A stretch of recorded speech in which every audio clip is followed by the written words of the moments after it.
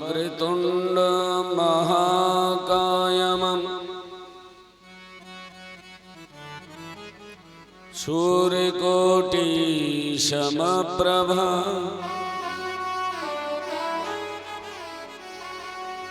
निर्विघ्नं कुरु मे देव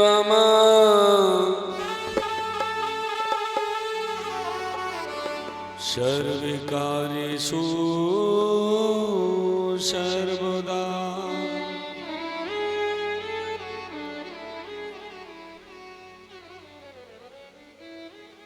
गुरुर्ब्रह्मा गुरुर्विष्णु गुरुर्देवो महेश्वरा।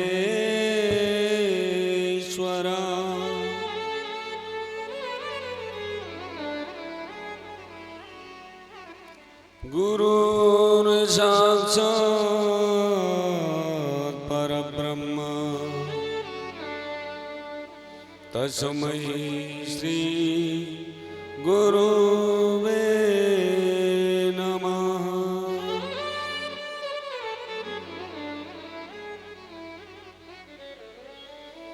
अखण्डमण्डलाकारम् व्याप्तं येन चराचरम्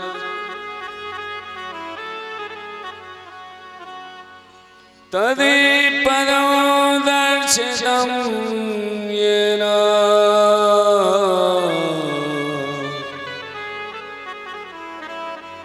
तस्मै श्री गुरवे नमः।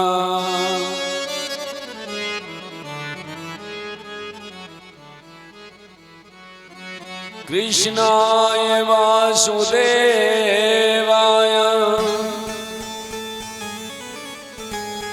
देवकी नंदनाय च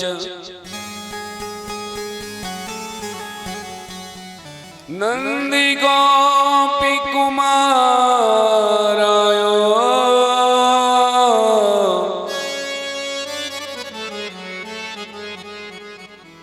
गोविंदाय नमो नमः।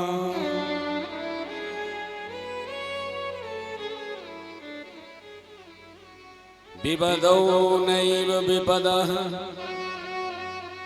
संपदौ नैव संपदः विपद विस्मरणं विष्णो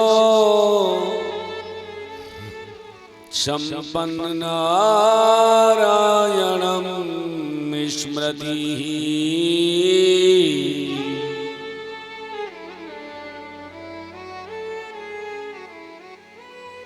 तितिक्षवं कारुणिका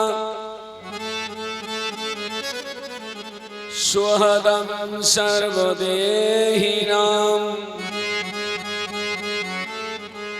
अजातशत्रवः शान्तः साधवः साधुभूषणः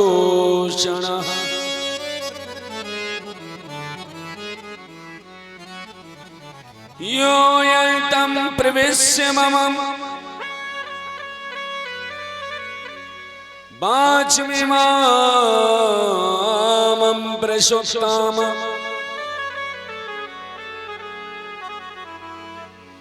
संजीवत्याखिल शक्तिधरं स्वं धाम्ना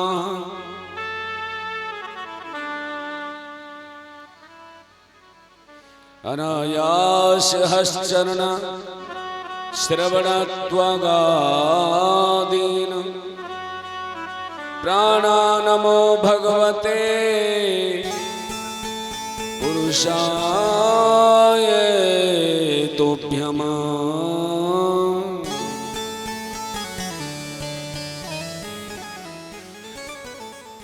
श्रवणं कीर्तनं विष्णु स्मरणं पादसेवनः अर्चनं वन्दनं दास्यम् सख्यम आत्मनिवेदनम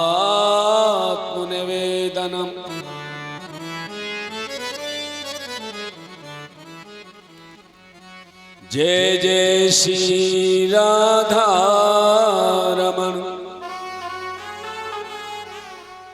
जय जय नवल किशोर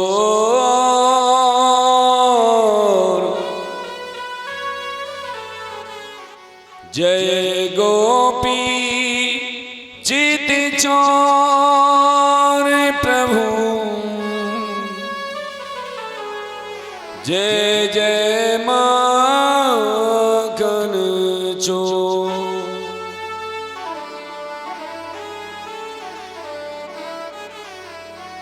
कछु माखन को बल भरो कछु गोपन करी सहाय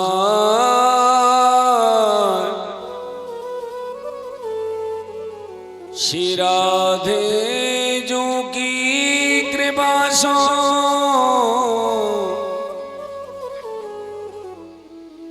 मन गिरवर लियो री उठा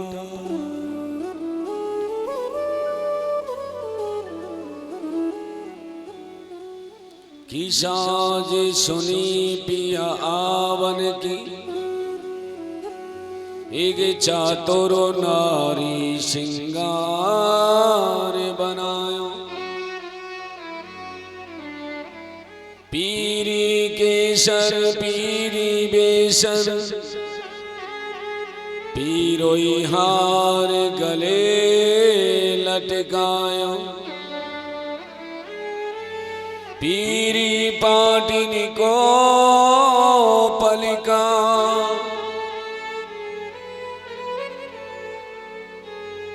और पीर निवारण सो बनवायो पिया की खातिर पीर भई पीर फटी पर पिया नहीं आयो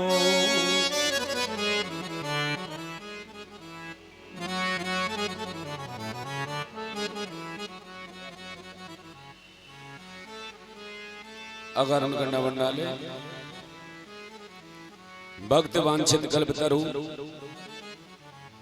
श्री तड़दुद बनिंदित पीतांबरधारी श्री बालकृष्ण लाल की बांगमयी प्रतिमूर्ति श्रीमद् भागवत महापुराण का आज ये चतुर्थ दिवस हम प्रारंभ करने के लिए जा रहे हैं।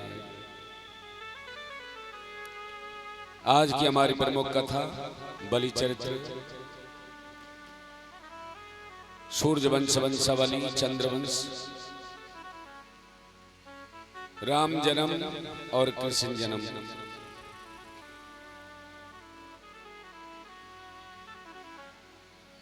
प्यारे भागवत प्रेमी, ऐसा संयोग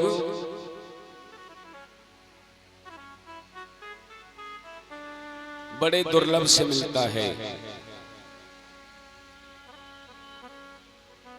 कोई हमने पिछले जन्म में अच्छे पुण्य कर्म सत्कर्म किए होंगे कि आज गोविंद की कथा हमें श्रवण करने के लिए मिल रही है।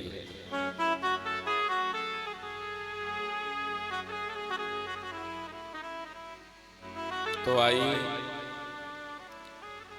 आप सभी भक्तों को व्यासपीठ मंच से मेरा कोटि कोटि प्रणाम। जय श्री राधे जय श्री श्याम। श्री समान दाता नहीं श्री समान दाता नहीं विवन विदारणहार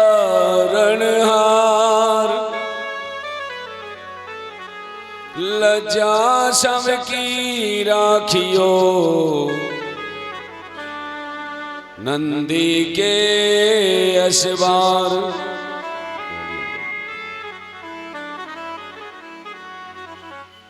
सच्चा तू करतार है, सबका पालनहार है। तेरा सबको आसरा, सुखों का भंडार है। तेरा तुझको आसरा, सुखों का भंडार है। सच्चा तू करतार है, सबका पालनहार है। सच्चा तू करतार है, सबका पालनहार है। तेरा तुझको सौंपता, सुखों का भंडार है।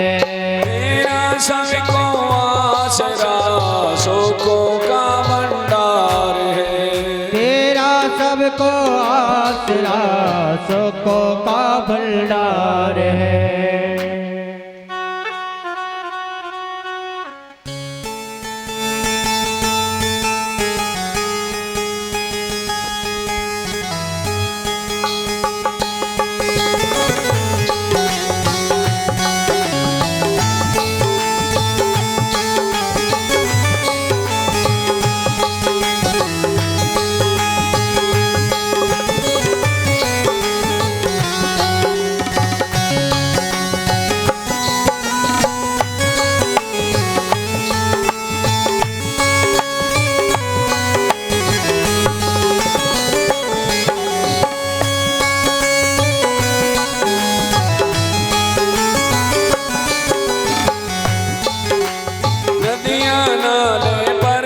सारे तेरी याद दिलाते हैं। हो नदियाँ नाले पर्वत सारे तेरी याद दिलाते।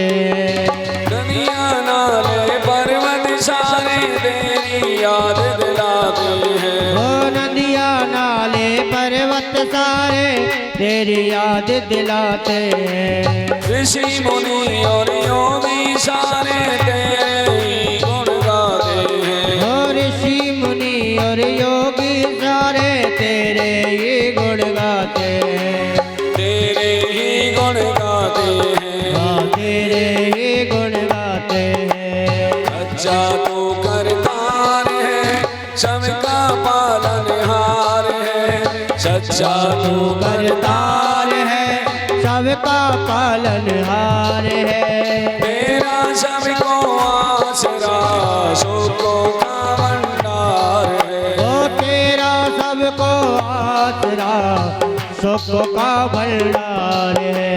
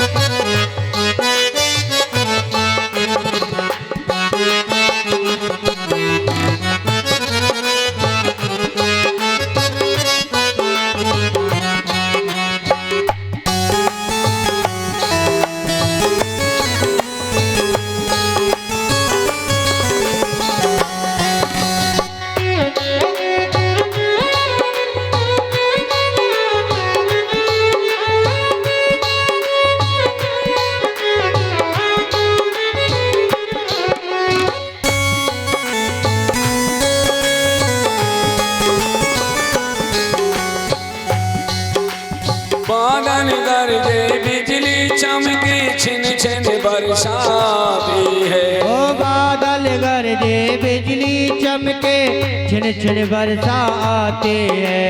बादल गरजे बिजली चमके, छिन छिन बरसाती है। ओ बादल गरजे बिजली चमके, छिम छिम बरसा आती है।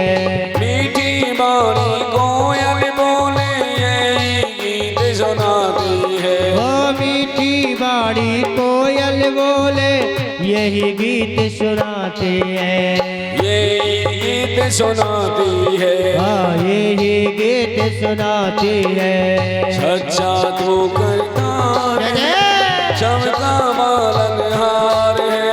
तेरा तुझको आसरा, सुखों का भंडार है। ओ तेरा तुझको आसरा, सुख सुखों का भंडार है।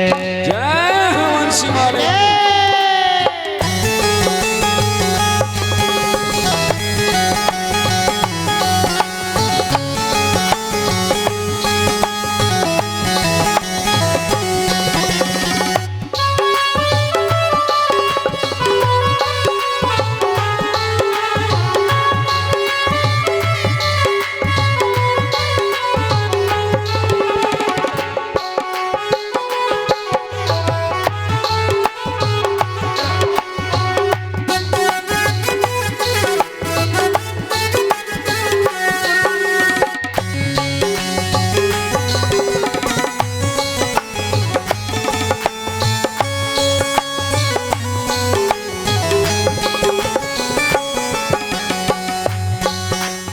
छोटी आत्मा होगी उसकी नाम जो तेरा गाएगा। छोटे आत्मा होगी उसकी नाम तेरा तो गाएगा। छोटी आत्मा होगी उसकी नाम जो तेरा गाएगा। ओ छोटे आत्मा होगी उसकी नाम तेरा जो गाएगा। जन्म संभल कर ले रे अपना अंत नहीं पछताएगा। ओ जन्म सफल कर ले रे बंदे अंत समय न पछताएगा। अंत समय पछताएगा। ओ अंत समय पछताएगा। सच्चा तो करतार है सबका पालनहार है। सच्चा तो करतार है सबका पालनहार है। तेरा तुझको आसरा सुखों का भंडार है। तेरा तुझको आसरा सुखों का भंडार है। राधे गोविंद भजो राधे गोविंदा। राधे गोविंद भजो राधे गोविंदा। राधे गोविंद भजो राधे गोविंदा। राधे गोविंद भजो राधे गोविंदा। राधे राधे राधे राधे राधे गोविंदा। राधे राधे राधे राधे राधे गोविंदा। राधे गोविंद भजो राधे गोविंदा। राधे गोविंद भजो राधे गोविंदा। राधे गोविंद भजो राधे गोविंदा। राधे गोविंद भजो राधे गोविंदा। राधे गोविंद भजो राधे गोविंदा।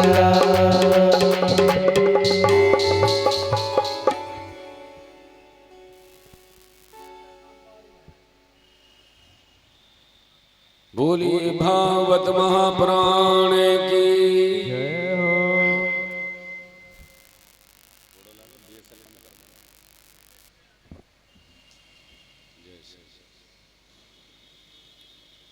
सच्चा तो करतार है सबका पालनहार है। तेरा तुझको आसरा सुखों का भंडार है। अकारण करना भंडार वक्त वांछित कल्पतरु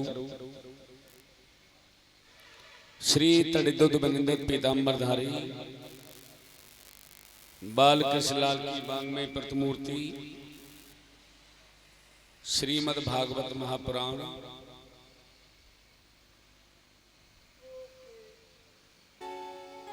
कल आप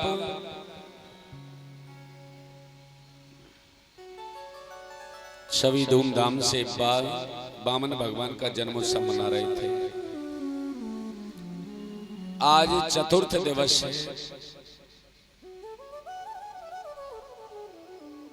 और आज से मेरे प्रभु के जन्मोत्सव का प्राकट्य शुरू हो जाता है।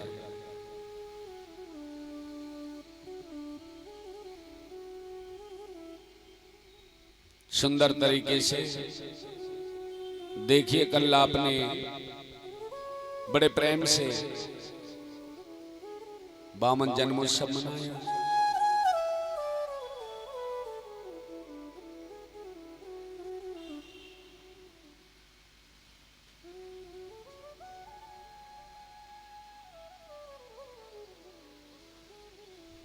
सुखदेव स्वामी परिषद के लिए श्रवण करा रहे हैं।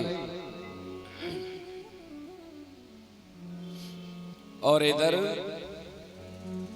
सूत जी 88,000 ऋषियों को लक्ष्य करके बता रहे हैं। भोले बाबा पार्वती को बता रहे हैं।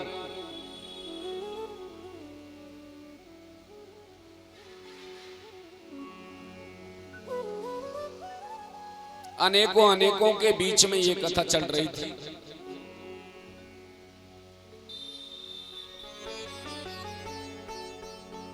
मैत्रेय मुनि ने विदुर को बताया, उद्धव ने भी विदुर को बताया, संत नारद ने युधिष्ठिर के लिए श्रवण कराया। नव योगेश्वरों ने जनक महाराज के लिए बताई है भागवत कथा।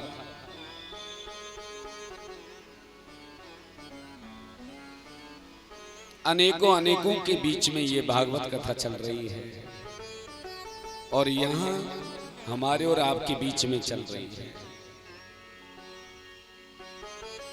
ऐसा अवसर तो कभी कभार ही आता है। भाग्योदयन बहु जन्म समर्जितेन सतसंगम च लभते पुरुषो यदा वै। अनंत जन्मों के भाग्योदय होते, पुण्योदय होते हैं, तो उसी व्यक्ति को भागवत कथा श्रवण करने को मिलती है। एक लखपति आदमी भी, करोड़पति आदमी भी भागवत कथा नहीं सुन सकता, नहीं करा सकता, जब तक गोविंद की कृपा उसके ऊपर ना हो। परमात्मा की कृपा के बिना तो सुलभ हो ही नहीं पाती। बोलो जय श्री राधे।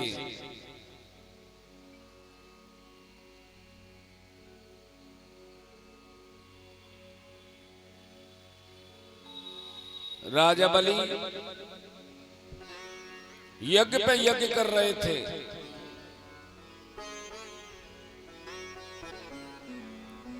बगल में उनके गुरु महाराज शुक्राचार्य बैठे। एक तरफ परबारी जन बैठे, एक तरफ बाबा बुजुर्ग वृद्ध लोग बैठे हैं, एक तरफ सैनिक। राजा बलि के बाबा कौन? प्रहलाद वहां पे विराजमान है।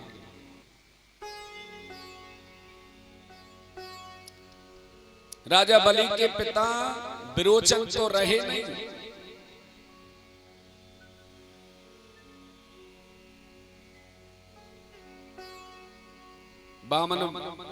बामन भगवान है ना, कमंडलों की सारी भिक्षा बृहस्पति के लिए दे दी।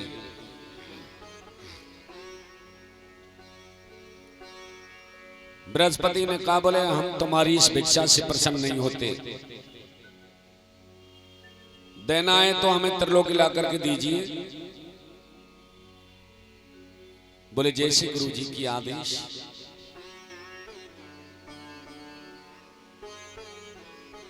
बामन हाथ में माला लेकर के, छाता लेकर के, और बगल में आसन दबा रखा है,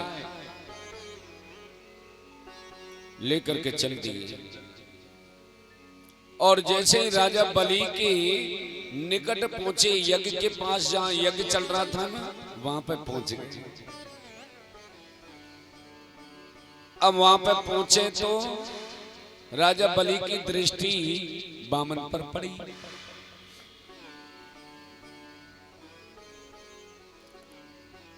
स्वागत किया कि स्वागतम ते नमस्तोभ्यम ब्रह्मणं किं करवामुते।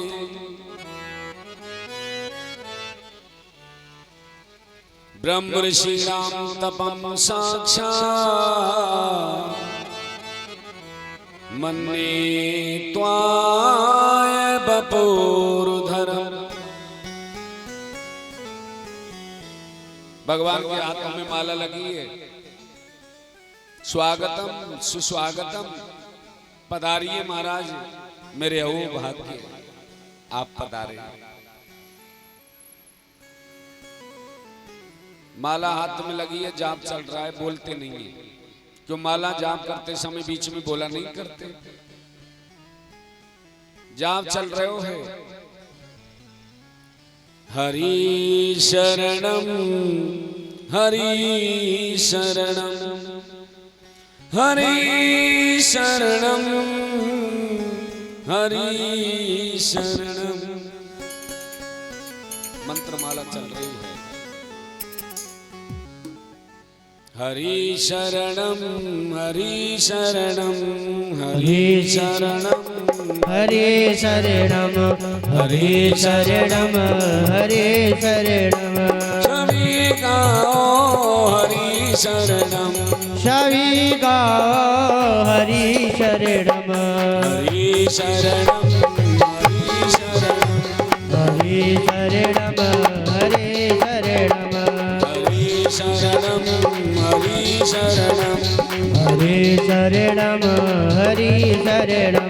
सभी गाओ हरि शरणम सभी गाओ हरि शरणम हरि शरणम हरि शरणम हरे शरणम हरे शरणम हरि शरणम हरि शरणम हरे शरणम हरे हरि शरणम।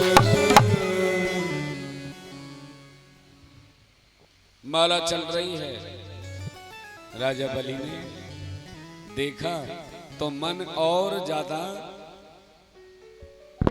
प्रभावशाली हो गया। मेरे यज्ञ में मानो साक्षात भगवान नारायण का पदार्पण हुआ है, ऐसा मानने लगे।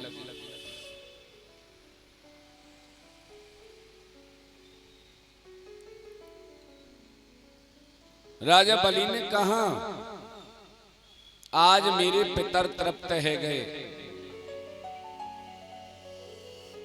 कि अधाग्न्यों में सुहूताम यथा विधि ध्वजात्म तत्व चरणा बने जन हताश हसो बाभीरयम च भूरहो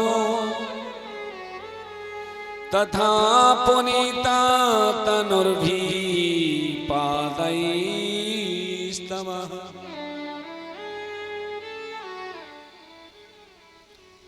शुक्राचार्य को इशारा किया, गुरुजी ये बोलते क्यों नहीं है? बोले तुम्हें दिखाई नहीं देता? माला हाथ में लगी है, माला जाप करते समय बीच में बोला नहीं करते। तब तो राजा बलि की श्रद्धा और भी अटूट बढ़ गई। बोलो जय श्री राधे। और भी अटूट बढ़ गई। मन कहता है कि मैं इनके लिए सब कुछ लुटा दूं। हाँ, मन कहता है मैं इनके लिए सब कुछ लुटा दूं।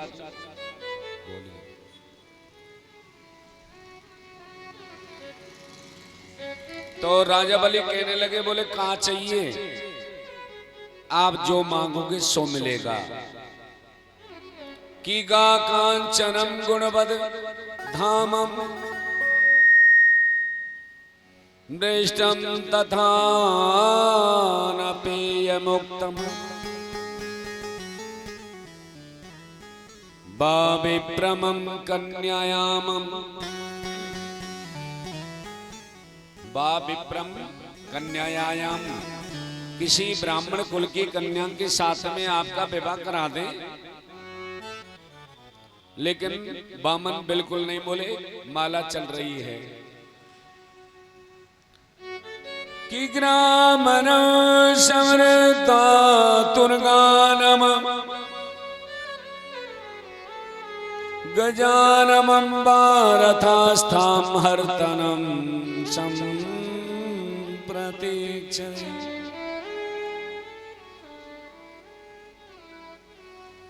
सोने का बना महल दे दूं?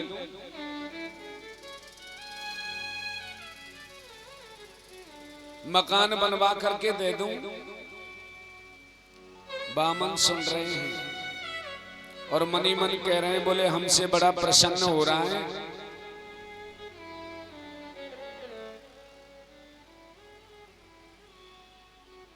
इतनी देर में बामन की माला पूरी हो गई।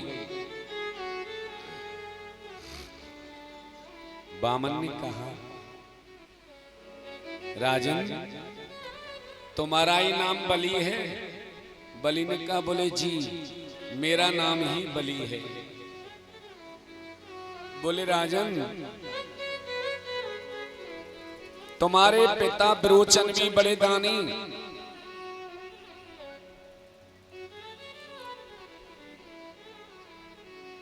तुम्हारे बाबा प्रहलाद भी बड़े दानी,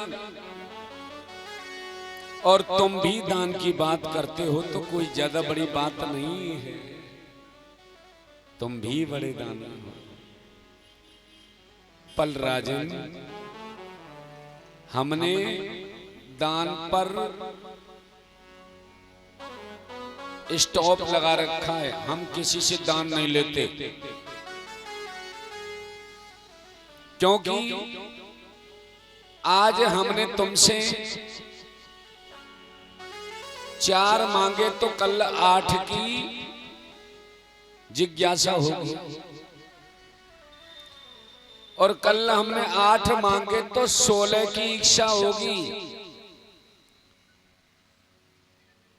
और ज्यादा दान के परिप्रेक्ष्य में आएंगे तो फिर माला में ध्यान नहीं लगेगा, भजन में मन नहीं लगेगा। राजन भूख लगती है तो हमारे पास कमंडलू है, प्यास लगती है तो कमंडलू है, बैठने के लिए हमारे पास कुशा का आसन है,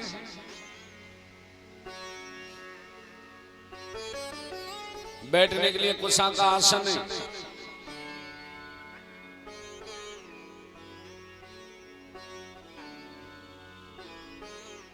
अगर बारिश आती है तो छाता अपन रखते ही हैं, तो फिर क्यों किसी से लेना राजन?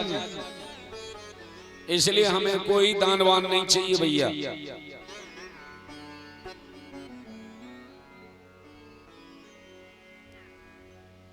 कि तस्मात् त्वतो महीमि सादा व्रणेहं वरदर्शवातः।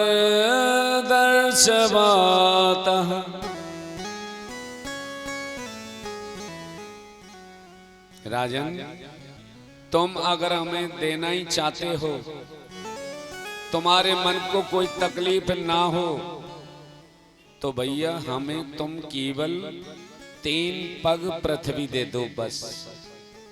पदानी त्रीणी दैत्येंद्र समितानी पदामम, है ना? 3 पैर पृथ्वी दे दो बस। इससे हमारा नियम भी नहीं बिगड़ेगा, तुम्हारे मन को तकलीफ भी नहीं होगी। राजा बलि ने कहा, बोले प्रभु आपके इन 3 पैरों में कितनी सी भूमि आएगी? 1.5 हाथ के तो आप स्वयं हैं, 3 पैर पृथ्वी में तो आपका एक आसन भी नहीं बिछेगा। बामन ने कहा, वो भी मैं तुम्हारे पैरों से नहीं नापूंगा, वो भी मैं अपने पैरों से नापूंगा। बलि ने कहा, बोले लो कर लो बात। महाराज आप ठहरे बामन के बामनी, मांगना भी नहीं आता। कि अग्र में मोधी बाणिया और मध्य में बोधी जान, तर्क बुद्धि तू करना, बामन चौपट पार। मांगना नहीं आता भी आता। क्या होगा आपके 3 पग पृथ्वी में? अरे मुझ जैसे राजा के पास आए हो, तो कोई ऐसी बड़ी चीज मांगो जो जीवन भर तुम्हारे काम आ सके। बामन ने कहा, बोले बड़ा प्रसन्न हो रहा है, 2 ही पूरी करके बता देना, 2 ही पूरी करके बता देना।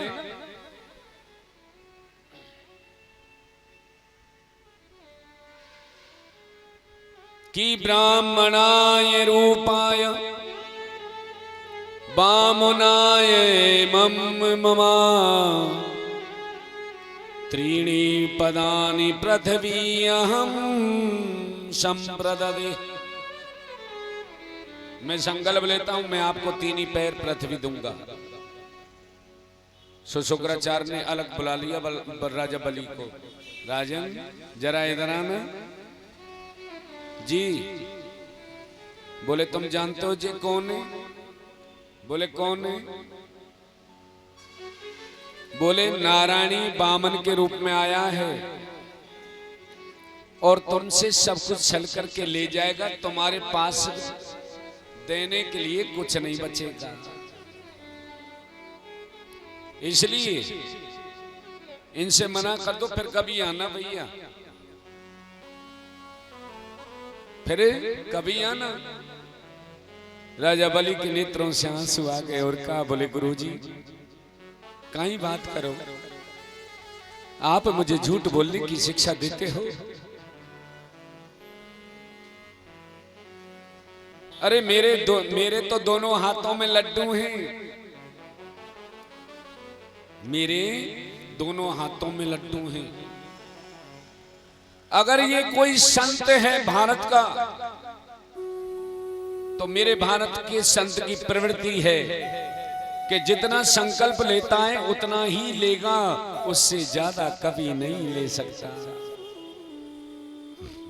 उससे ज्यादा नहीं ले सकता। दूसरी बात, ये कोई भगवान है?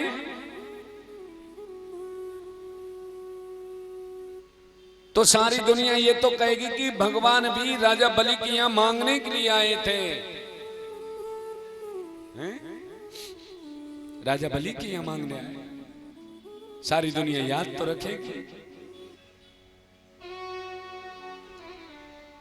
कि ये संबेरोचने साक्षात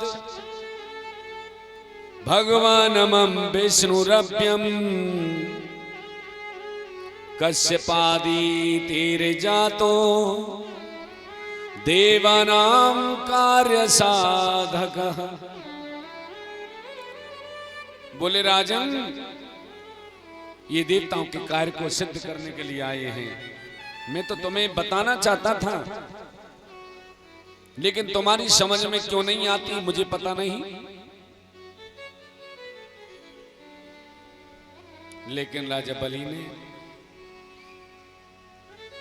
कहा, बोले गुरुजी मैं झूठ नहीं बोल सकता।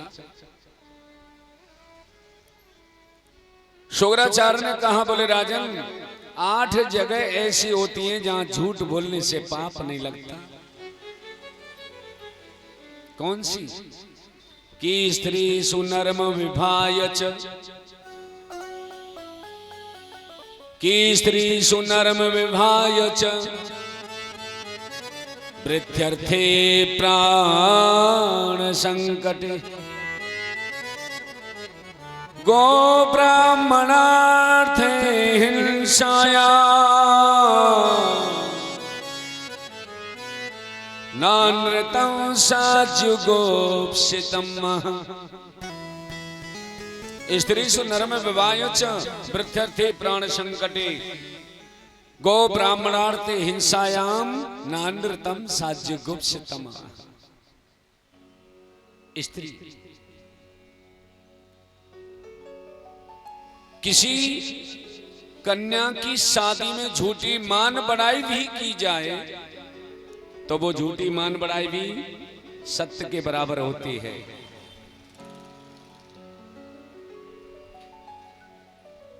कोई कसाई गाय को मारने के लिए जा रहा है, माता हो, कोई कसाई गाय को मारने के लिए जा रहा है, तो उसने पूछा कि क्या आपने गाय को अपनी ओर से जाते हुए देखा? तो बताइए उस जगह पर मुझे झूठ बोलना चाहिए कि सत्य बोलना चाहिए? झूठ बोलना, क्योंकि वो झूठ ही मेरा सत्य के बराबर होगा। क्योंकि अगर मैंने सत्य बता दिया तो ये कसाई गाय को मार देगा। जो झूठ बोलने से भी, सत्य बोलने से भी मुझे पाप लगने वाला है, इसलिए मैं तो वहां पे गाय की सुरक्षा के लिए झूठ सत्य ही बोलूंगा। तो सत्य भी झूठ के बराबर हो जाता है, झूठ सत्य के बराबर हो जाता है। ऐसी परिस्थिति में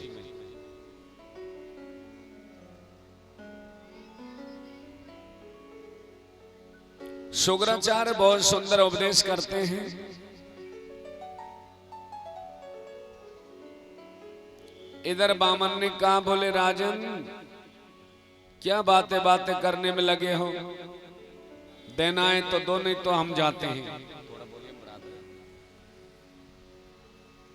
हम जाते हैं। राजा बलि ने कहा, बोले भगवान आप जहां से नापना चाहें वहां से आप नाप लीजिए, मुझे कोई परवाह नहीं। राजा बलि भी जान गया कि नारायणी बामन के रूप में आया है, लेकिन मुझे बलि से सब कुछ लूट करके भी ले जाए तो मुझे परवाह नहीं है।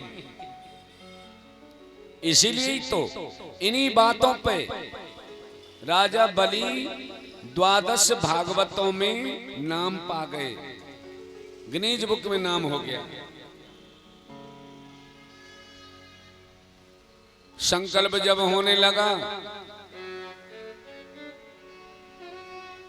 संकल्प जब होने लगा, कमंडलों में से जल गिराया जा रहा था, तो शुक्राचार्य ने सोचा कि बलि को बचाना है, बलि को बचाना है। सुकमंडलों की नली में जाकर के बैठ गए। बामन ने अपनी कुशा निकाली और कमंडलों की नली में पिरो दिया। सो शुक्राचार्य की एक पधार गई। बोलो जय श्री राधे। ये भागवत में नहीं लिखा है, विष्णु पुराण में लिखा है। इसका मतलब क्या है? इसका मतलब यही है कि जो दो तरफा से देखे, भेदभाव की दृष्टि से देखे, वो गुरु श्रेष्ठ नहीं होता। गुरु तो वो श्रेष्ठ होता है जो सबको एक नजर रूप से देखे, समान रूप से देखे, भेदभाव ना रखे। इसलिए सबको समान सम दृष्टि से देखना चाहिए।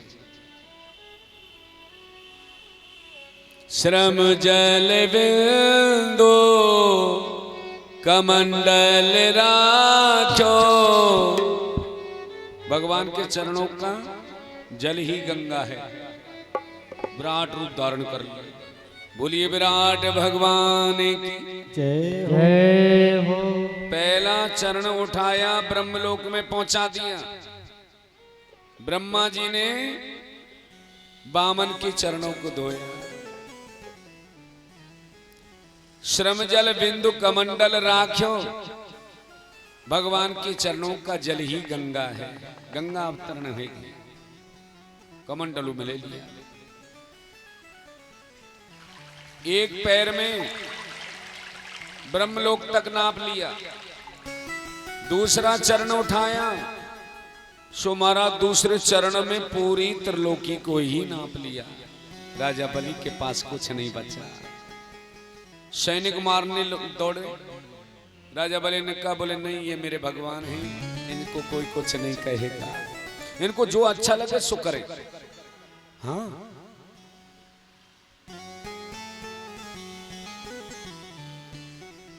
बलि की पत्नी कहती हैं, बोले प्रभु आप लेते भी बड़े प्रेम से हैं और देते भी बड़े प्रेम से हैं।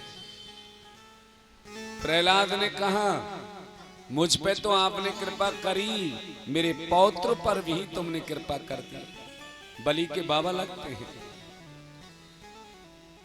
भगवान ने कहा बोले इस खानदान में सभी ज्ञानी भरे पड़े हैं, जो देखो वो यही कहता है जो किया सो अच्छा ही किया है। अरे मैंने इसको सब कुछ छल लिया, इसके पास देने के लिए फिर भी कुछ नहीं है, फिर भी तुम ये सराहना करते हो अच्छा किया। प्रिय भक्तों,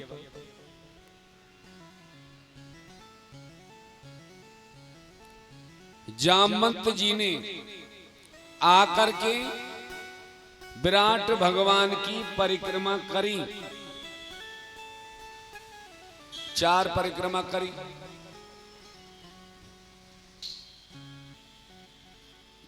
बोई जामवंत की वचन सुहाए, सुन हनुमंत हृदय अति भाई। बाप रे, उस समय भी थे, त्रेता में राम के समय में भी थे।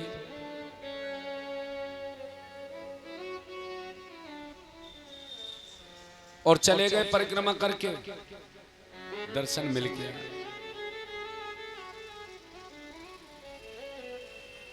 और इतना ही नहीं है, भगवान ने कहा बोले राजा बलि देख भैया मैंने तुमसे सब कुछ छीन लिया, अब तुम्हारे पास कुछ नहीं है, कोई शेष नहीं बचा।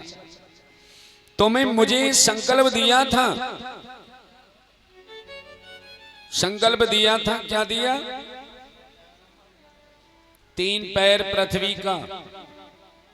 तुम्हारा संकल्प अधूरा हो गया, और जो संकल्प पूरा नहीं करता उसे नरक में जाना। राजा बलि के नेत्रों से आंसू आ गए और कहा बोले भगवान ये राजा बलि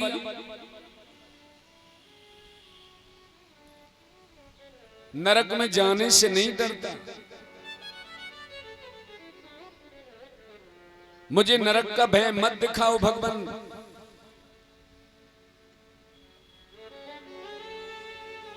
मुझे भय है, मुझे डर है तो इस बात का कि कहीं मेरा संकल्प झूठा ना हो जाए।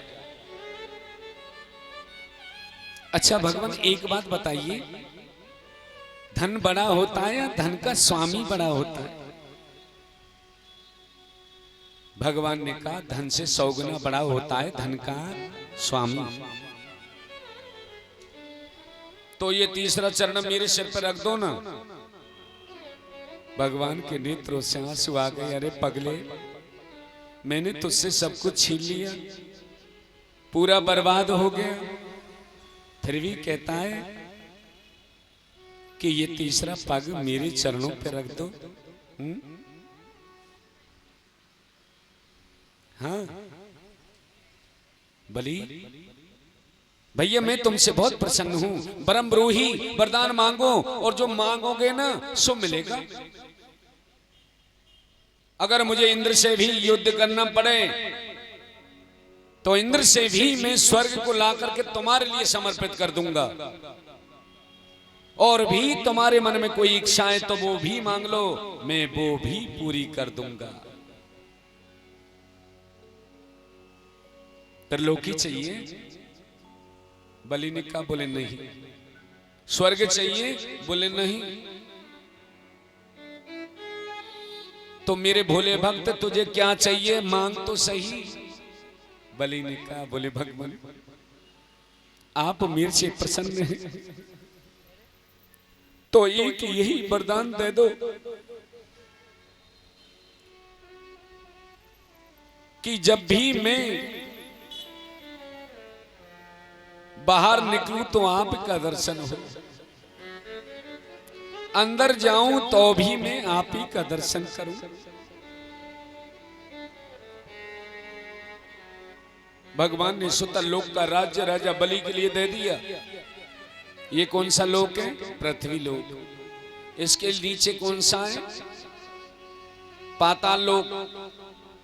पाताल लोक के नीचे कौन सा लोक है? नागलोक। नागलोक के नीचे सुतल लोक। यो तो लोक बहुत हैं, ब्रह्मलोक, शिवलोक, नारायण लोक, पितृलोक, अनेकों लोक हैं और एक लोक सुतल लोक का राज्य राजा बलि के लिए दे दिया।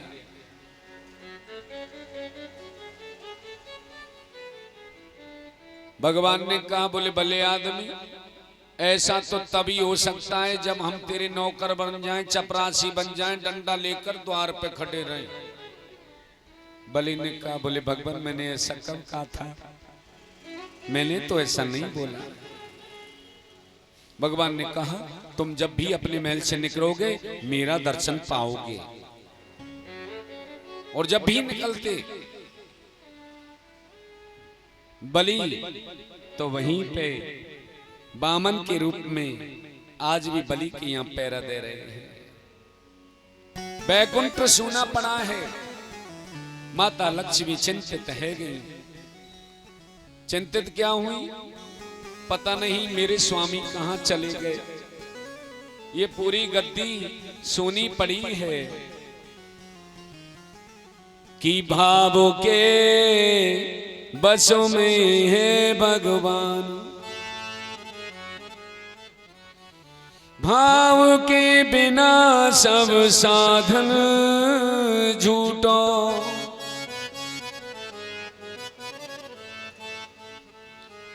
वृथा सकले रे विधान,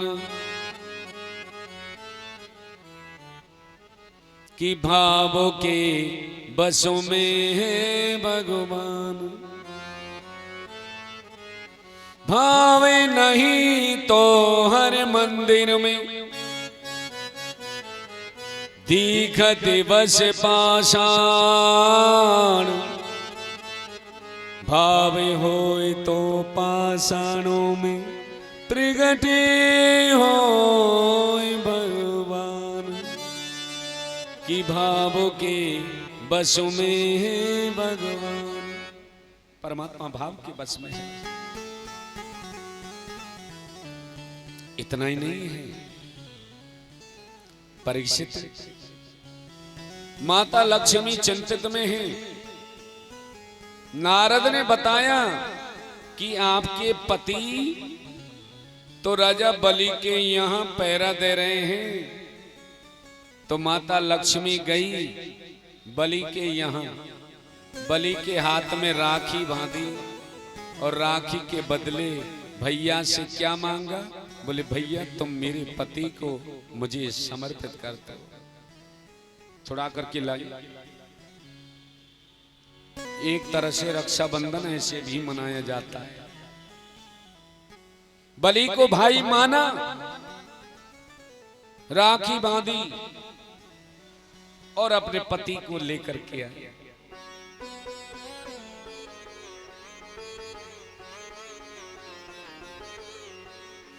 अरे मेरे कहाँ गए भरतार,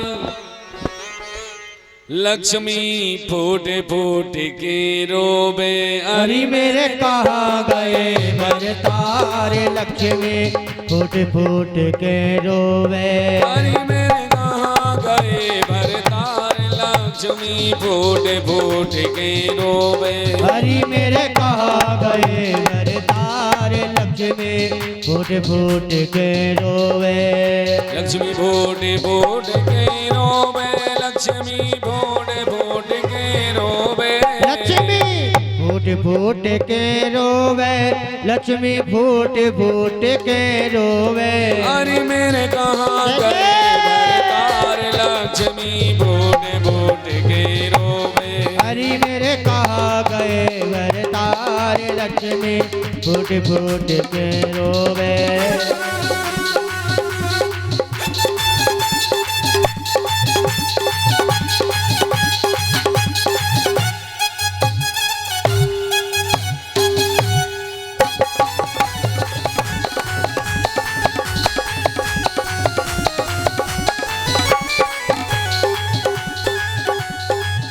नारद ने वृथा बताई, प्रभु कर रहे पहरेदारी।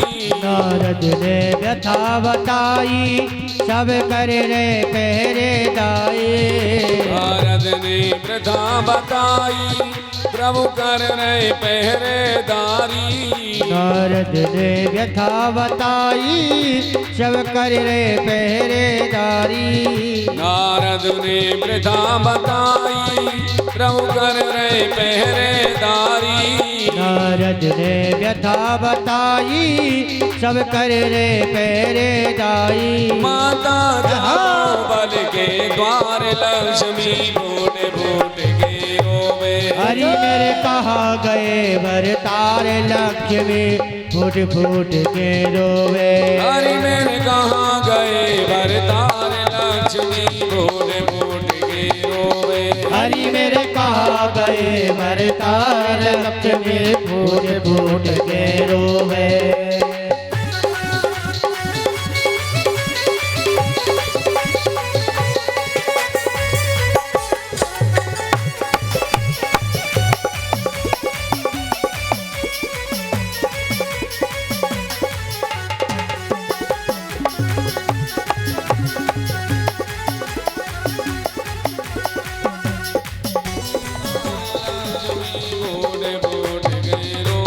हरि मेरे कहा गए भरतार लक्ष्मी फूट फूट के रोवे। अपराध कहा मैंने कियो जो स्वामी ने तज लियो। अपराध कहा मैंने कियो फूट के रोवे। लक्ष्मी फूट फूट के रोवे। लक्ष्मी फूट फूट के रोवे। लक्ष्मी फूट फूट के रोवे। हरि मेरे कहा गए भरतार लक्ष्मी फूट फूट के रोवे। हरि मेरे कहा गए भरतार लक्ष्मी फूट फूट के रोवे।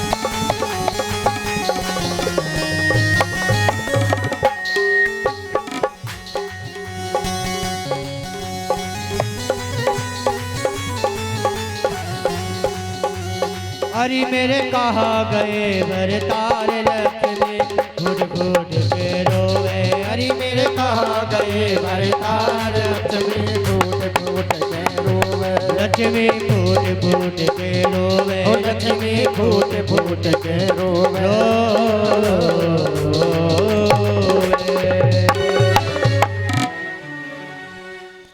हरि मेरे कहा गए भरतार लक्ष्मी फूट फूट के रोवे।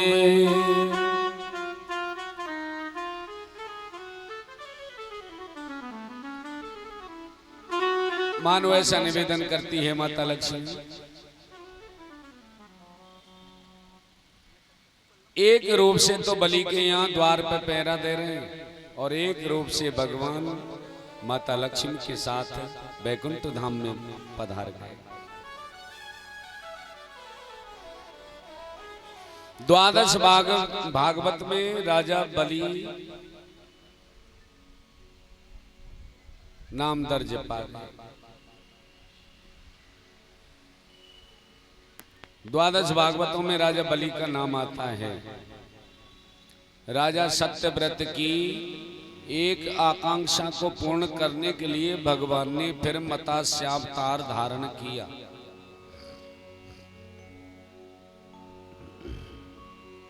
सुखदेव बोले, राजन भगवान के अवतार तो 24 हैं और 24 अवतार वंदनीय हैं, लेकिन परपूर्णतम अवतार तो केवल 2 ही हैं, राम अवतार और श्री कृष्ण अवतार। कि राम कृष्ण 2 एक हैं और अंतर नहीं निमेष। उनके नयन गंभीर है, उनके चबल विशेष। राम के नेत्रों में गंभीरता और कृष्ण के नेत्रों में चपलता, बस यही अंतर है।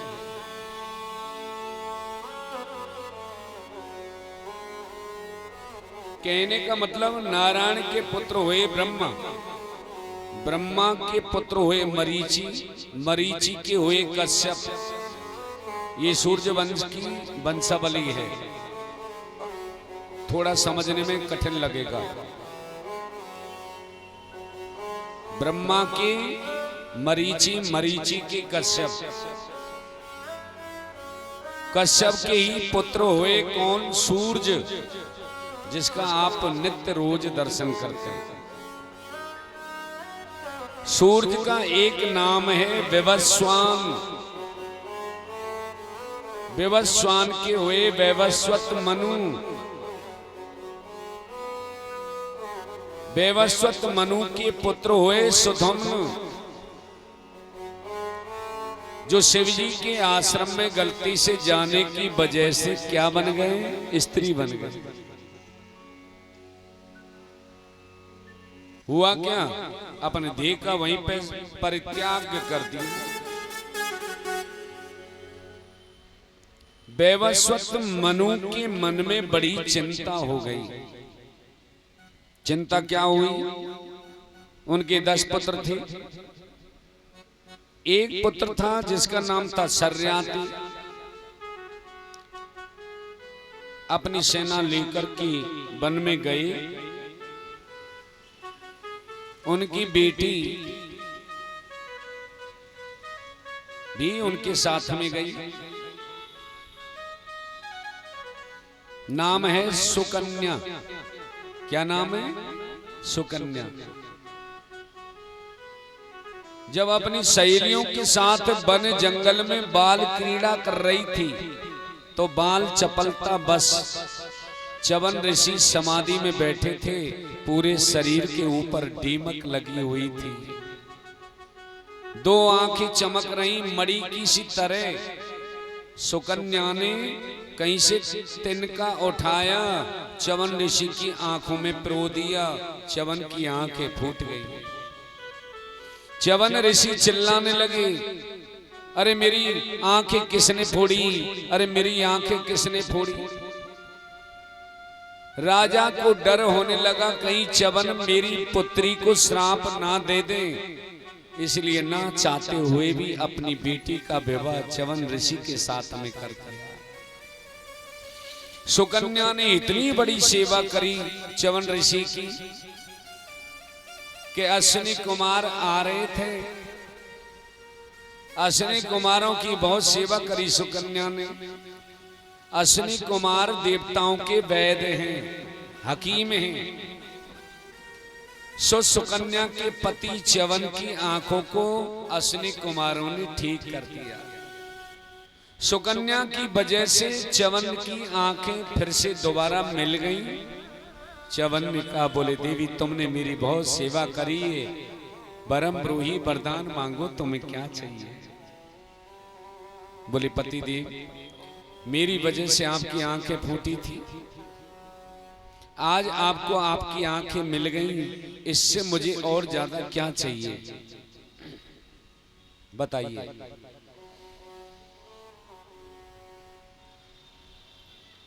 तो कहते हैं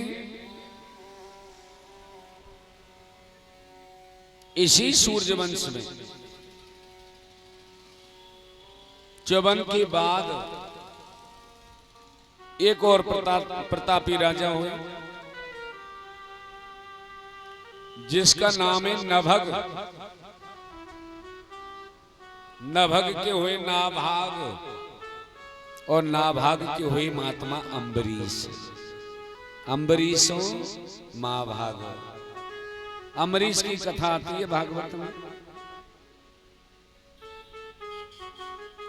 अम्बरीश की पत्नी है ना, रात्रि के 12 बजे गोविंद को नचाती है महल में, ये उसका भाव है।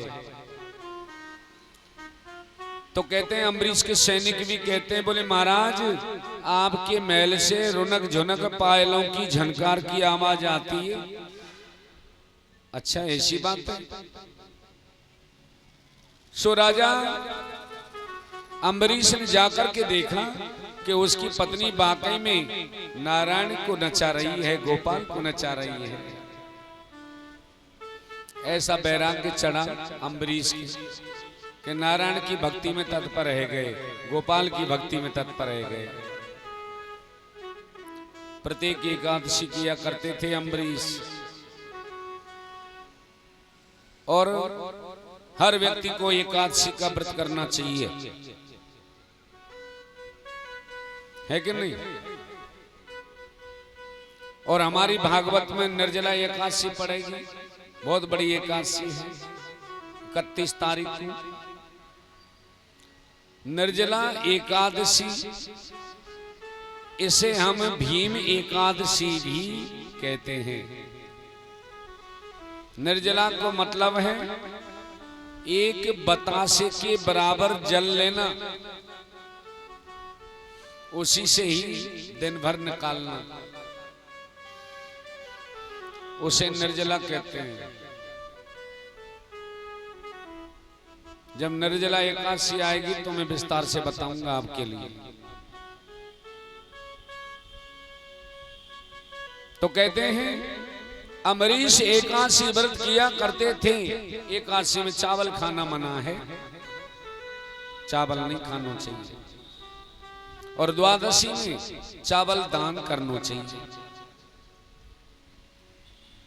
और वो भी भागवत में एकादशी आ जाए तो फिर कहना ही क्या। अब ज्यादा बड़ी बात तो ये कहें हम, आप एकादशी तो सभी बड़ी होती है, छोटी कोई नहीं होती, लेकिन निर्जला एकादशी बड़ी है जिसमें बड़े बड़े उद्यापन भी किए जाते हैं। तो बड़ी बड़ी एकादशी तो जरूरी करनी चाहिए। और भागवत हम सुन रहे नियम से, और एकादशी पड़ जाए तो एकादशी जरूर रखना चाहिए।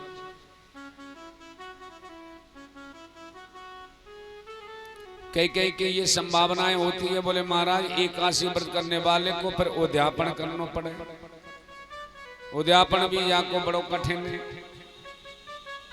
एकादशी को व्रत भी बड़ो कठिन है। एक दिन पहले तो अन्न छोड़ना पड़े, बोलो जय श्री राधे। और एक दिन पहले अन्न ना छोड़ो तो ढंग से कुल्ला दांतन करो, ताकि दांत में एक कण भी अन्न का ना रहे। बोलो राधे राधे। कहीं भी हमारी त्वचा पर, शरीर पर एक रक्त की बूंद भी ना निकल पावे, ये प्रयास करना चाहिए, नहीं तो व्रत खंडित है जाए। सुबह से लेकर के शाम तक नारायण को ध्यान करें। सुबह शाम कीर्तन कर करावे। उस दिन तो केवल और केवल नारायणी दिखाई देने चाहिए उसको। असल में तो व्रत ये है,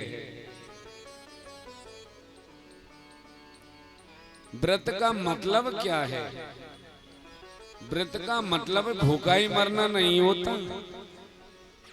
व्रत का मतलब है भगवान के समीप जाएं, भगवान के निकट पहुंचे। उप समीपे असनम उपासना, परमात्मा के निकट चले जाना ही सबसे बड़ी उपासना। इसी को ही व्रत कहते हैं, इसी को ही संकल्प कहते हैं। संकल्प का मतलब क्या है? आज हमारे अंदर कोई बुराई है, निर्जला एकादशी आ रही है, हमने संकल्प ले लिया आज के बाद झूठ बोलना बंद, किसी की चुगली चांटी करना बिल्कुल बंद, किसी की निंदा नहीं करेंगे, फालतू के किसी को सताएंगे नहीं, किसी का धन हम हरण नहीं करेंगे। इसी का नाम व्रत है, इसी का नाम संकल्प है। अपने अंदर से बुराइयों को निकाल करके अच्छाइयों को प्रवेश देना ही व्रत कहलाता है, संकल्प कहलाता है। बोलो राधे राधे। राजन, सुखदेव स्वामी कहते परीक्षित से, राजन अम्बरीश एकादशी व्रत कर रहे हैं, सो दुर्वासा जी आ गए, राजन आज तो हम तेरे घर का ही भोजन करेंगे। अम्बरीश ने कहा मेरे आओ भाग्य, संत मेरे घर पधारे। दुर्वासा ने कहा हम अभी गंगा स्नान करके आते हैं, जब तक आप पूरी तैयारी कर लिए। अम्बरीश ने कहा बोले ठीक है महाराज आप आइए। एकादशी पूरी करी थी, द्वादशी में व्रत खोलना था, और एकादशी व्रत करने वाले को द्वादशी में पारण जरूर है जाना चाहिए, व्रत खोल लेना चाहिए। और जो द्वादशी भी निकल जाए, त्रयोदशी में व्रत खोले तो व्रत नष्ट है जावे। इसलिए द्वादशी तिथि में व्रत जरूर खोल लेना चाहिए, त्रयोदशी नहीं लगनी चाहिए। एकादशी दो पड़ती हैं, एक होती है वैष्णव एकादशी, एक होती है निम्बार की एकादशी, शैव एकादशी।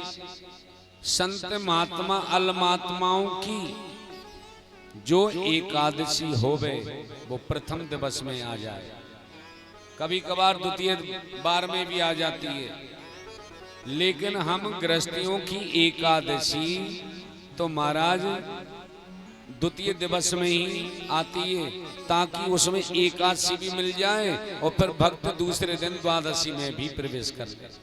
जैसे एकादशी हमारी आज हुई, उदाहरण दे रहा हूं एक एग्जाम्पल, आज एकादशी है, आज की पूरी एकादशी कब तक चली गई? कल तक, ठीक है, कल तक चली गई, यानी आपकी कल की एकादशी 9 बजे तक रही है, 8 बजे तक रही है, 7 बजे तक रही, तो आपको दूसरे दिन एकादशी का फल मिला, ठीक है ना।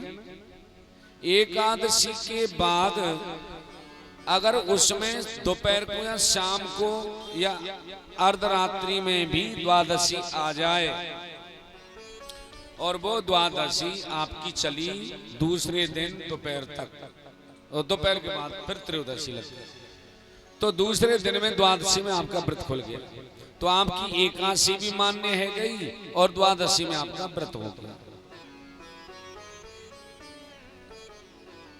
आपकी त्रयोदशी उसमें लगी। कहने का मतलब क्या है, जो उदया तिथि में एक जो तिथि आ जाए वो ही तिथि शाम तक चलती है, रात्रि भर तक चलती है, क्योंकि हमारे हिंदू धर्म में जो भी कार्य होते हैं मंगल कार्य वो उदय तिथि में होते हैं, रात्रि में तो होते नहीं, तो उदय तिथि में होते। तो प्रत्येक एकादशी किया करते थे,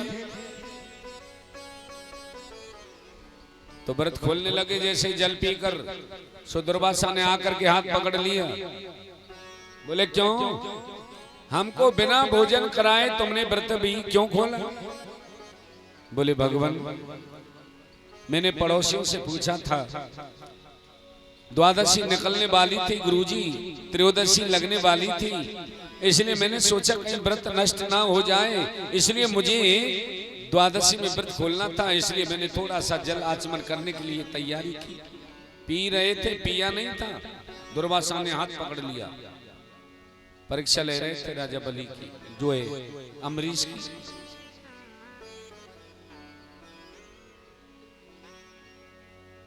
दुर्वासा को क्रोध आ गया, अपनी जटाओं को उखाड़ा और कृत्या नाम की राक्षसी प्रकट कर दी, अम्बरीश को मारने के लिए दौड़ी।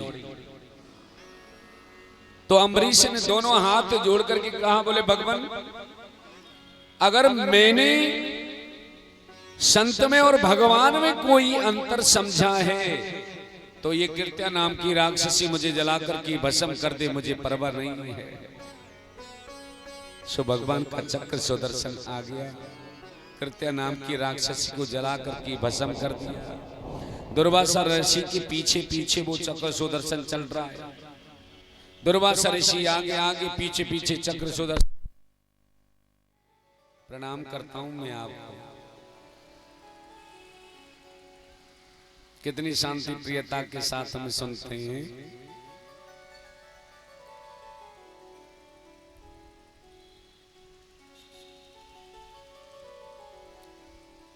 आज लाला को जन्मोत्सव है। पहले तो राम जन्म होगा, क्योंकि परीक्षित को सुखदेव स्वामी ने पहले राम कथा सुनाई। अच्छा एक बात बताओ, सुखदेव ने पहले राम कथा क्यों कही? कृष्ण कथा क्यों नहीं सुनाई? वो इसलिए नहीं सुनाई थी, ध्यान से सुनिएगा, जब तक राम रूपी मर्यादा का चश्मा आंखों पे नहीं लगाओगे तब तक तुम्हें कृष्ण कथा में प्रवेश नहीं मिल सकता। बजाओ प्रेम से ताली ठाकुर के लिए, है ना? जब तक राम रूपी मर्यादा का चश्मा आंखों पे नहीं लगाओगे तब तक आपको कृष्ण कथा सुनने को मिल ही नहीं सकती। और चलो माना कि 1% हमने मान लिया मिल गई, तो फिर समझ में नहीं आएगी।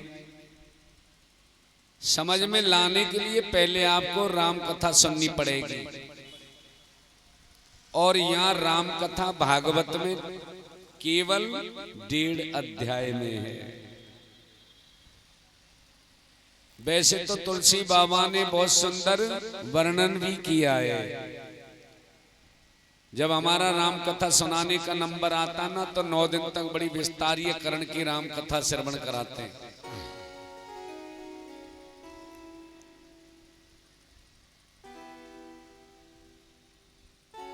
सुखदेव स्वामी कहते हैं, राजन अम्बरीश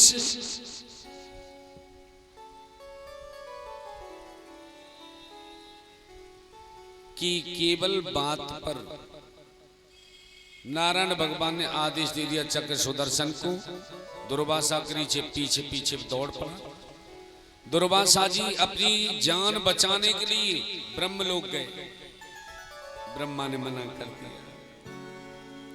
शिव ने कहा, नारायण के अलावा तुम्हारी कोई रक्षा नहीं कर सकता। नारायण के पास गए दुर्वासा जी। नारायण ने कहा, बोले दुर्वासा जी, तुमने अपने आप को अपना भक्त समझा, संत समझा, मेरे अम्बरीश को तुमने भक्त नहीं समझा। मैं आपकी रक्षा नहीं कर सकता। अगर आपको कोई बचा सकता है, आपकी रक्षा अगर कोई कर सकता है, तो वो केवल अम्बरीश है। दुर्वासा जी फटाफट गए जल्दी से जल्दी और जाकर के अम्बरीश के चरणों में गिर गए। अम्बरीश ने कहा, बोले भगवान आप ये क्या करने जा रहे हैं? अरे हम तो आपके दास जो ठहरे, आप तो हमारे पूजनीय हैं, पूजनीय हैं। कि यहाँ भक्तम पराधीन, भगवान नारायण कहते हैं अपने आप को कभी भी भक्त नहीं समझना चाहिए। अहम भक्तम पराधीनम स्ववतित्रमम एवं ध्वजः साधुर्भिर्घ्रस्त हृदयोर भक्तैर भक्तम जन प्रियः। अरे भक्त तो मुझे प्राणों से प्यारा है। मेरे भक्त को कोई कष्ट दे, तकलीफ दे, तो मैं उससे कभी प्रसन्न नहीं हो सकता। तो दुर्वासा ने क्या कहा अम्बरीश से? बोले अम्बरीश, मैंने तो भैया आज जाना है कि नारायण के प्रेमियों का कितना बड़ा महत्व होता है। कि अहो अनंत दासा नामम, अहो अनंत दासा नामम, मैं त्वं दृष्ट पदम कृतांगसो अपि यदि राजनम मंगलानी समीयसे। अहो अनंत दासा नामम मैं त्वम दृष्टि पदममे कृतांगसो अपि यद राजन मंगलानि समीयसे। सत्य कहा। ऐसे थे अम्बरीश। सूर्यवंश के वंश में प्रतापी राजाओं में एक और राजा हुए जिसका नाम है युवनाश। सूर्यवंश की विशेषता रही है बिना यज्ञ किए किसी के संतान नहीं भई। और चंद्रवंश की विशेषता क्या है? बिना लड़ाई झगड़े के किसी का राजी से ब्याह होयो ही नहीं। ये चंद्रवंश की विशेषता है। अब हुआ ये, युवनाश ने यज्ञ किया लेकिन अभिमंत्रित जल युवनाश राजा की पत्नी पीती तो पुत्र होता। लेकिन यहां गड़बड़ हो गया जी। रात्रि में ही वो अभिमंत्रित जो जल था ना, पत्नी पीती तो पुत्र होता, लेकिन वो अभिमंत्रित जल युवनाश राजा ने पी लिया।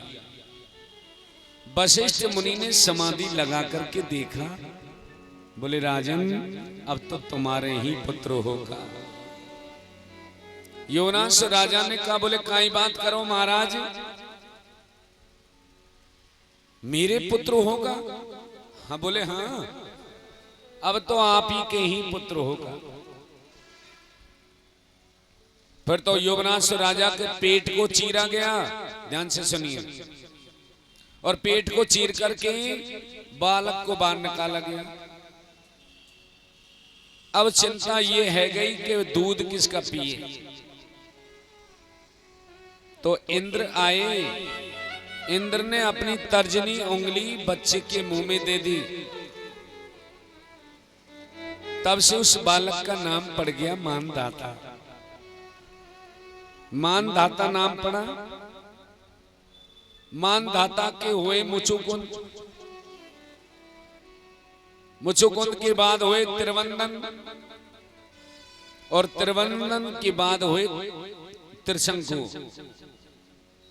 और त्रिशंकु के बाद सत्यवादी राजा हरिश्चंद्र जी प्रकट हुए, जो सत्य की खातिर अपनी पत्नी अपने बच्चे को भी बेच दिया। डोम के घर जाकर के जहां नौकरी करी, विश्वामित्र ने जिस हरिश्चंद्र की परीक्षा लेनी चाहिए, खुद बिक गया, परिवार भी बिक गया, पूरा राजपाट महल छोड़ दिया, डोम की घर यहां नौकरी कर रहे हैं हरिजन।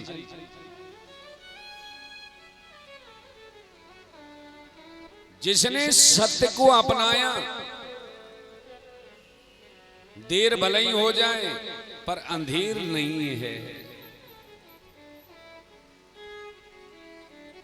इस वंश में आगे चलकर बाहुक हुआ, बड़ी रानी ने चरू खिलाया, बालक आ गया। अन्य रानियों ने ईर्ष्यावश जहर खिला दिया। वशिष्ठ ने बालक को बचा लिया, जहर उसके सिर पर रखा था। घर के सहित उत्पन्न होने की वजह से उनका नाम पड़ गया सागर। सागर के पुत्रों ने इस भूमि को इतना खोदा कि इसको सागर बना दिया, इसलिए उनका नाम सागर पड़ गया। सागर की दो पत्नियां थी, सुमति और केसनी। केसनी के असमंजस सुमति ने एक मांस पिंड को जन्म दिया। क्रोध में आकर के उस मांस पिंड को ऐसे जोर से फेंक करके मारा, 60,000 पुत्र बन गए। 60,000 पुत्र बन गए। अब 60,000 पुत्र बन गए, धीरे धीरे बड़े होने लगे। सागर राजा ने यज्ञ किया, यज्ञ का घोड़ा बाहर छोड़ा गया। इंद्र उस घोड़े को चुरा करके ले गया, है ना। इंद्र घोड़े को चुरा करके ले गया और वो घोड़ा ले जा करके कपिल मुनि के आश्रम में बांध दिया। सागर के पुत्रों ने कपिल को ही चोर समझा और लो जी सगर की आंखों से ज्वाला से सगर के 60,000 पुत्र जल करके राख हो गए, राख की ढेरी बन गए। उनकी मुक्ति कैसे हो, उनका कल्याण कैसे हो, ये समझ में नहीं आता। अब कहते हैं असमंजस के पुत्र हुए अंशुमान। अंशुमान ने तपस्या की, गंगा का दर्शन नहीं हुआ, दिलीप के साथ गंगा नहीं आई। और कहते हैं ना भगीरथ ने तपस्या करी, 2-4 शर्त मनवा करके मां गंगा भगीरथ के साथ भूमि पर पधारी। गंगा जी सबसे पहले ब्रह्मा जी के कमंडलू में आई, कमंडलू से निकल करके ध्रुवलोक में आई, ध्रुवलोक से फिर सप्तऋषि मंडल में आई। शिवजी की जटा में मां गंगा पधारी, इसलिए मां गंगा को नाम एक है जटा शंकरी। सुमेरु पर्वत से निकलना आरंभ हुआ, भगीरथ के साथ मां गंगा आ रही है, कल कल कल कल करती बहती हुई आ रही है। आगे आगे भगीरथ जी है, पीछे पीछे मां गंगा है।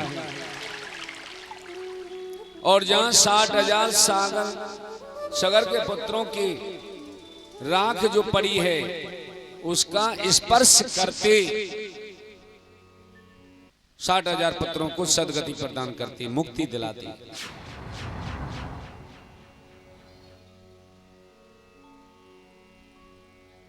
मां गंगा का बड़ा अद्भुत वैचित्र प्रभाव है।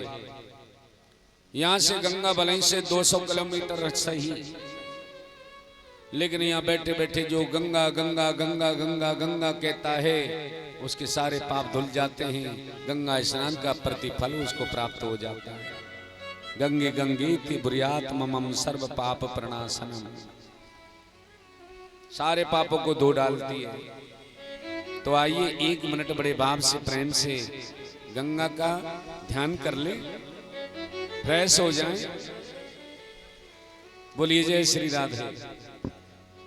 जय गंगा माता तुम्हारी जय जय हो, गंगा माता तुम्हारी जय जय हो, गंगा माता तुम्हारी जय जय हो, गंगा माता तुम्हारी जय जय हो, जटा शंकरी तुम्हारी जय जय हो, जटा शंकरी तुम्हारी जय जय हो, गंगा माता तुम्हारी जय जय हो, गंगा माता तुम्हारी सभी गाइए प्रेम से ताली बजाते हुए।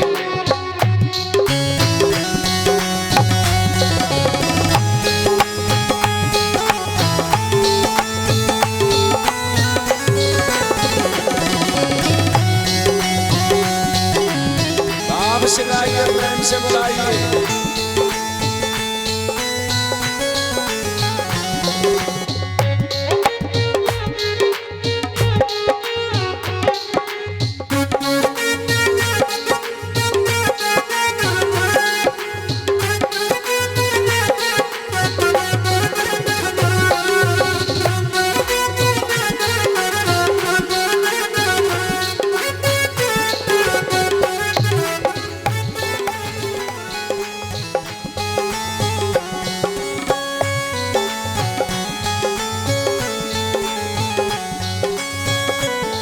सुंदर भाव प्रकट हो रहा है।